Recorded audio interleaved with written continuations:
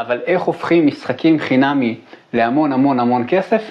בשביל זה צריך קודם להבין איך עובדים בעצם משחקי רשת. משחקי רשת עושים בדיוק אותו דבר. ניצחת, זיקוקים ואורות ורעש, הפסדת? כלום, פשוט תנסה שוב.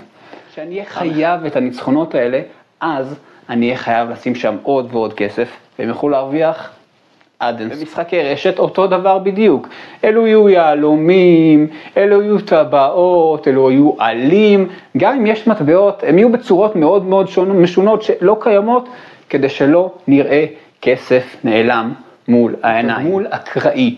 פתאום משום מקום נוחת עליך תגמול, נוחת עליך משהו שווה, לא היית מוכן, לא ידעת שהוא יגיע, ומעכשיו בכל דקה אתה תחכה, אולי תקבל. בכל דקה אתה תרגיש, כדאי לי להיות דבוק למשחק, כדאי לי להיכנס אליו, אולי אני אקבל משהו לא צפוי.